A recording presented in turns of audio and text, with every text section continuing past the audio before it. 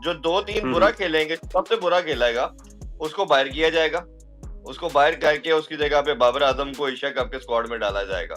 बाबर के लिए तो बहुत प्रेशर है जी। बाबर तो 1 साल से जिस जगह पे उसको ला के बोर्ड ने भी खड़ा कर दिया, फैंस ने भी खड़ा कर दिया है, और वो भी शायद मेंटली स्ट्रांग नहीं है। बाबर आजम की बात करें ना, वो भी मेंटली स्ट्रांग नहीं है।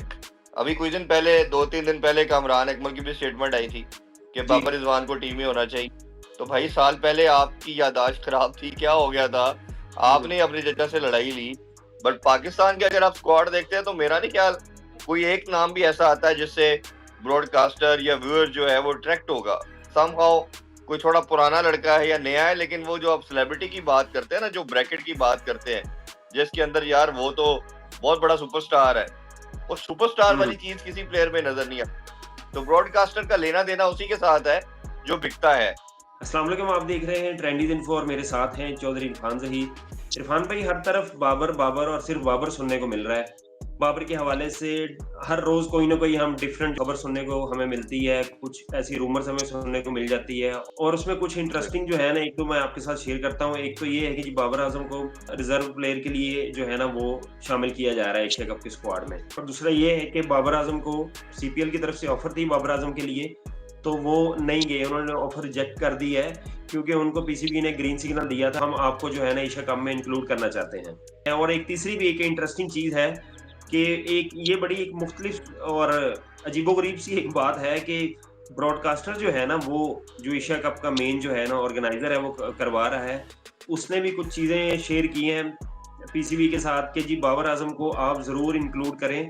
तो आप जरा इसका थोड़ा सा जी पहले मैं इसका कि क्या है ये। जी जुनेद भाई, हम बेसिकली मैं आपका जो क्वेश्चन है इसके आगे से पीछे की तरफ आना चाह रहा हूँ। तीसरा जो क्वेश्चन था उससे स्टार्ट करना चाह रहा हूँ।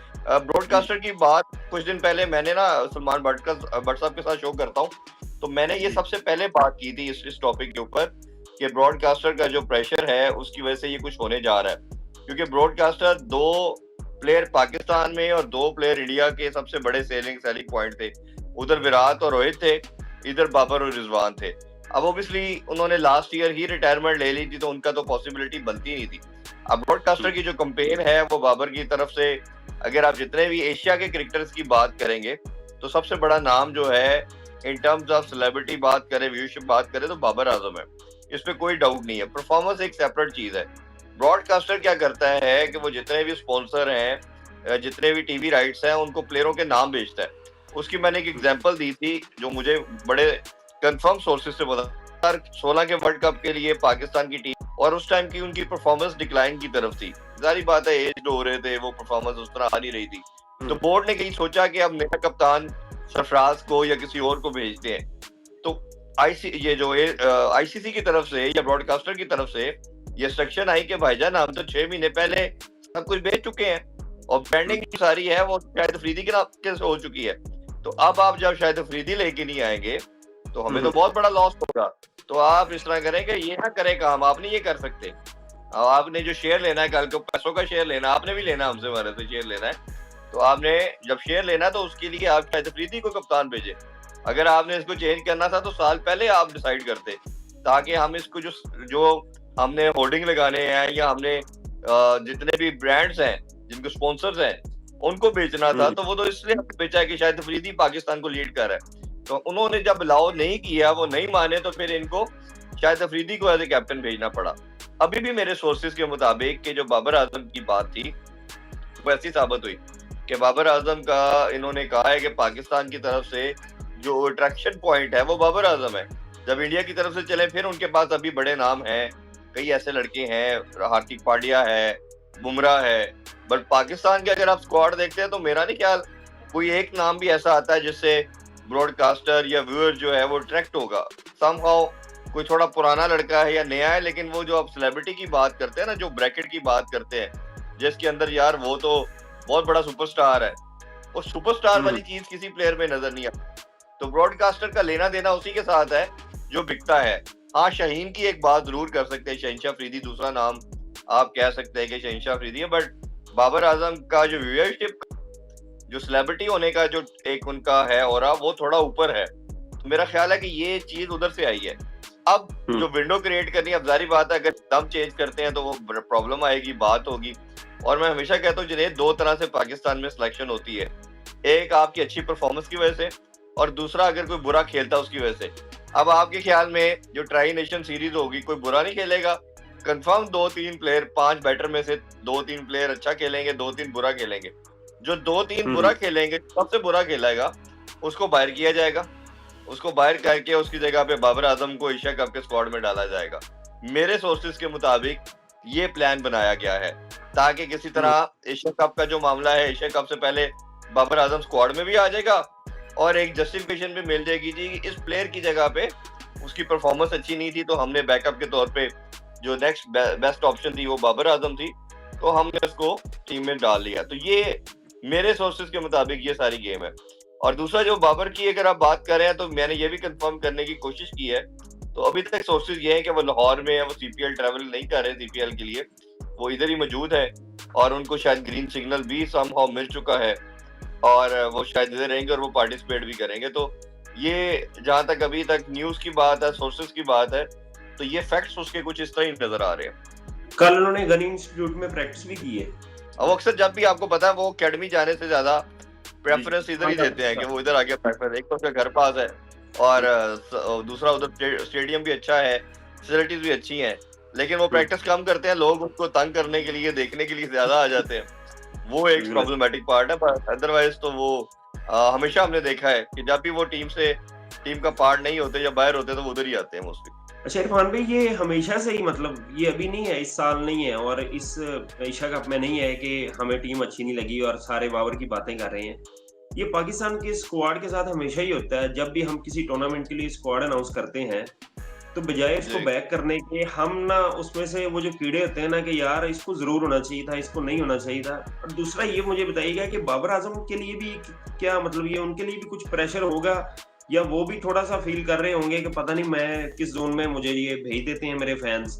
बाबर के लिए तो बहुत प्रेशर है जी। बाबर तो एक साल तक जिस जगह पे उसको ला के बोर्ड ने भी खड़ा कर दिया, फैंस ने भी खड़ा कर दिया है और वो भी शायद मेंटली स्ट्रांग नहीं है। बाबर आजम की बात करें ना, वो भी मेंटली स्ट्रांग नहीं है, वो भी इस चीज से बाहर खुद को नहीं लेके आ पा रहे और वो हम देख रहे हैं कि हर इवेंट के अंदर उनकी परफॉर्मेंस जो है वो जरा फिशी हो जाती है, कोई ना कहीं वो आसान हरीफ के खिलाफ भी राजी नहीं कर पा रहे। तो बाबर को अगर आपने सिलेक्ट करना था तो मेरा मानना था कि आइडियल कंडीशन ये थी कि आप एशिया कप से पहले उसको ट्राई नेशन खिलाते, उसका थोड़ा खिलाफ करता, अफगानिस्तान के खिलाफ कुछ इनिंग्स खेलता, वो थोड़ा फॉर्म में आता, थोड़ा उसका कॉन्फिडेंस बनता, फिर वो अगर एशिया कप में आता तो ज्यादा बेहतर है। अभी वेस्ट इंडीज में भी हमने देख लिया है, हमने चैंपियन ट्रॉफी में भी देख लिया है, वो प्रेशर इतना ज्यादा बिल्ड हो गया कि उससे जो उनकी अपनी बेसिक थी उससे भी वो हट चुके हैं। तो प्रेशर तो उनके ऊपर एक्स्ट्रा ऑर्डिनरी है, वो तो उस पर कोई दूसरी राय नहीं है। और निकालने का एक ही तरीका है कि उसको कॉन्फिडेंस दिया जाए कि तुम टीम के परमानेंट मेंबर हो, आप रहेंगे, आपको बाहर नहीं किया जाएगा, आप खुल के खेले। तो ये एक सबसे आसान और बेसिक फंडामेंटल है। बट ये बातों की हद तक तो है, लेकिन पाकिस्तान के अंदर तो आप बड़े से बड़ा प्लेयर और कोई भी किसी एक प्लेयर को भी आप नहीं कह सकते इस टाइम। आप 11 का नाम ले और 11 के अंदर अगर 15 का या 17 का भी ले लें, आप पूरा जो स्क्वाड है, कोई एक नाम ऐसा नहीं मिलेगा आपको जिसको आप समझेंगे कि ये परमानेंट मेंबर है और ये चलता रहेगा। इवन आप कप्तान का भी नहीं कह सकते। कप्तान के ऊपर भी सबसे ज्यादा क्रिटिक होता है कि वो पता नहीं टीम में रहना उसने कि नहीं रहना। ठीक है, आप कभी भी किसी मैच के बाद टीवी ट्यून करें और तबसरे सुने, सब ये कहते हैं जी वो तो T20 में उसकी जगह नहीं बनती। तो पाकिस्तान में अगर T20 की टीम में कप्तान की जगह नहीं बनती तो फिर आप किस तरह सोच सकते हैं कि कोई और पक्का रहेगा या चलेगा उसका सिलसिला का। अच्छा, शुएब अख्तर आज पीटीवी में बैठे हुए थे, उनके साथ 2 लोग और भी थे, तो शुएब भी यही बात कर रहे थे कि मुझे ये लगता है कि ये ट्राई सीरीज के बाद बाबर को, बल्कि लगता नहीं, उन्होंने बोला कि मैं बेट लगाता हूँ कि बाबर के साथ रिजवान और एक बंदा और, ये 3 लोग इनको इंक्लूड करने पड़ेंगे एशिया कप के लिए। तो ये भी बड़ी हैरानी की बात है कि जितना लोग उनको क्रिटिसाइज कर रहे थे उतना जो है ना फॉर्मर क्रिकेटर्स और ये उतना बैक भी उस तरह से कर रहे हैं। अच्छा, इसकी जुनैद मुझे समझ नहीं आ रही। अभी कुछ दिन पहले, 2-3 दिन पहले कामरान अकमल की भी स्टेटमेंट आई थी कि बाबर रिजवान को टीम में होना चाहिए। तो भाई साल पहले आपकी याददाश्त खराब थी, क्या हो गया था? आपने अपने जजा से लड़ाई ली जब आपने कहा कि इनको टेस्ट खेलना चाहिए। तो अब आपको अचानक क्या हुआ और क्या परफॉर्मेंस ऐसी दी इन्होंने कि आज आप ये कह रहे हैं उनको टीम में होना चाहिए। इसी तरह वसीम अकरम साहब की भी स्टेटमेंट आई, मुझे उसकी भी समझ नहीं आई कि जी इनको टीम में होना चाहिए। ओ भाई होना चाहिए तो पहले क्यों स्टेटमेंट आप देते रहे कि इनको टीम में नहीं होना चाहिए। और आज मैंने स्टेटमेंट सुनी तो नहीं है, बट मीडिया पे मैं देख रहा हूँ कि ये स्टेटमेंट बहुत ज्यादा गर्दिश कर रही है, हर कोई इस पे वीलॉग कर रहा है कि जी उन्होंने कह दिया कि पाकिस्तान का जीतना अफगानिस्तान से नामुमकिन है, इनको वापस आना चाहिए। और मैंने तो उनके साथ काम भी किया है, और वो तो मुसलसल ये कहते रहे हैं कि इनका ये टीम का पार्ट नहीं होना चाहिए, इनको ये छोटा फॉर्मेट नहीं खेलना चाहिए, यंगस्टर को टाइम देना चाहिए। अब अगर बात कर रहे हैं तो उसका बैकग्राउंड क्या है, वो किन रीजन पे कह रहे हैं, क्या बेसिस है, वो भी साथ बतानी चाहिए ना। कि आप बिल्कुल। अचानक से पहले कहते रहे नहीं होना चाहिए, आप अचानक से आपको एकदम ख्याल आया कि जी होना चाहिए, तो होने की कोई रीजन भी तो बता देना कि किन वजह से होना चाहिए। अगर ये आप बच्चों की बात कर रहे हैं, इन्होंने रीजनेबल खेला है, ना बहुत बुरा खेला है ना अच्छा खेला है, हम दोनों तरह की बात कर सकते हैं, बट ये कि एक डायरेक्शन आपको मिल रही है, अब इनके साथ स्टिक करें, कुछ 4-6 मंथ तो चले ना अब आप इनके साथ। अब ये ना करें कि आप इनको भी कहना शुरू कर दें। मैं हमेशा, वैसे अगर मेरे से ओपिनियन पूछा जाए, मैं हमेशा कहता था कि आप रिजवान और बाबर को मिक्स कर देते हैं हम कहते हैं जी रिजवान बाबर, बिल्कुल ऐसे दोनों को सेपरेट पिक करें। रिजवान की टीम में जगह नहीं बनती, बाबर की बनती है। बाबर को आप बाकी 4-5 उसके गिर्द हिटर रखें, और रिजवान आप बाबर को रखें ताकि वो एंकर करे और आपके बाकी सारे उसके गेंस, तो आपकी एक अच्छा कॉम्बो बन सकता है। बट पॉइंट ये है कि आगा भी अगर खेलता है, सलमान आगा और बाबर दोनों एक तरह के प्लेयर हो जाएंगे, फिर प्रॉब्लमेटिक पार्ट आएगा। दोनों में से किसी एक को अपनी गेम चेंज करनी पड़ेगी। मेरा ख्याल है बाबर तो कर नहीं सकते, आगा कर सकते हैं, तो आगा क्योंकि एज ए कैप्टन है वो भी बाहर नहीं बैठेंगे। तो पॉइंट ये आएगा कि आप किसको बिठा के फिर किसको खिलाते हैं, ये देखना पड़ेगा। लेकिन अभी ये मेरे ख्याल स्टेट वे कर नहीं पाएंगे अनटिल अनलेस जब तक ट्राई नेशन का रिजल्ट नहीं आता। और ट्राई नेशन में डेफिनेटली 1-2 ने फ्लॉप होना है, जो फ्लॉप होंगे उनमें से कोई बाहर निकलेगा और बाबर उसकी जगह पे आएगा।